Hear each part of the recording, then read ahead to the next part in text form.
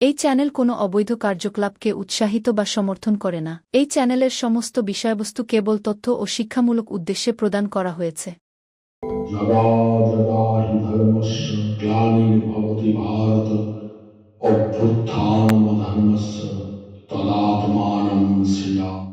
পরিত্রাণায় সাধুনাং বিনাশায় চ দুষ্কৃতং ধর্ম সংস্থাপনার্থায় সম্ভবামি যুগে যুগে। নমস্কার বন্ধুরা, জ্যোতিষী এবং তন্ত্রবিদ শান্তনু বন্দ্যোপাধ্যায়ের অডিও ইউটিউব চ্যানেলে আপনাদের স্বাগত জানাই। এখানে শ্রী শান্তনু বন্দ্যোপাধ্যায়ের বহুল প্রচারিত জ্যোতিষ টোটকা এবং ফলাফল আপনাদের সুবিধার জন্য তুলে দেওয়া হলো।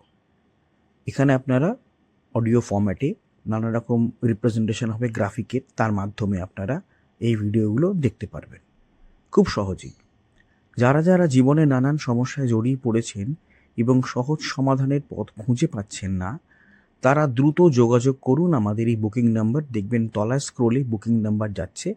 আমাদের বুকিং নম্বর হলো 9830143048।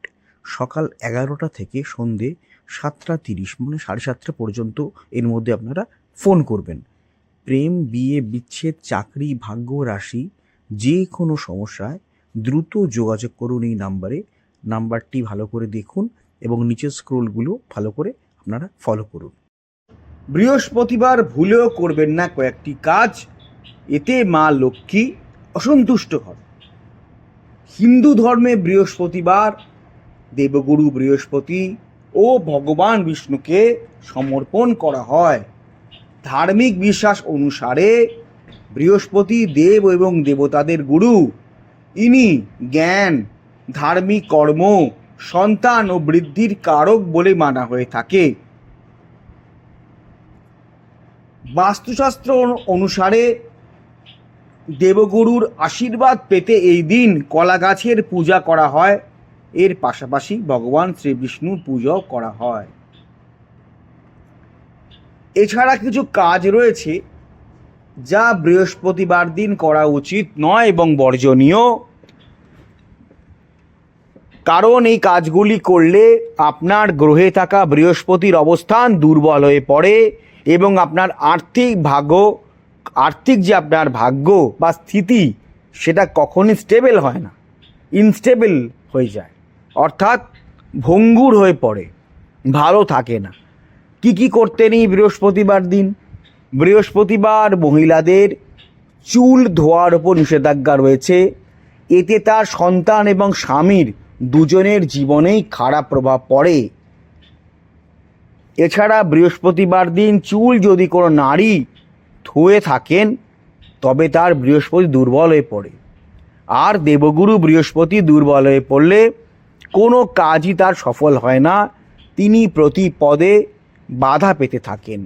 সেজন্য এদিন চুল না ধোয়াই শ্রেয়। নখ কাটতে নেই বৃহস্পতিবার দিন।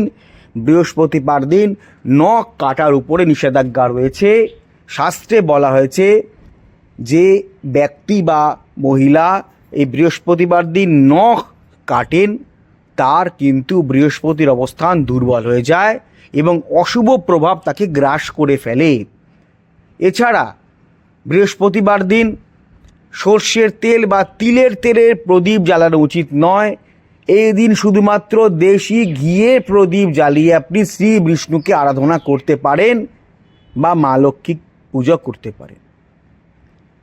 বৃহস্পতিবার দিন ঘর মুছতে নেই।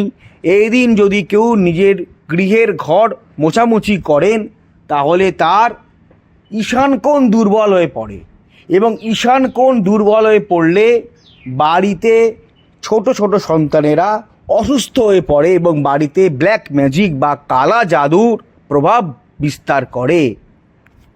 সেক্ষেত্রে বৃহস্পতিবার দিন ঘর মোছা থেকে নিজেকে বিরত রাখবেন।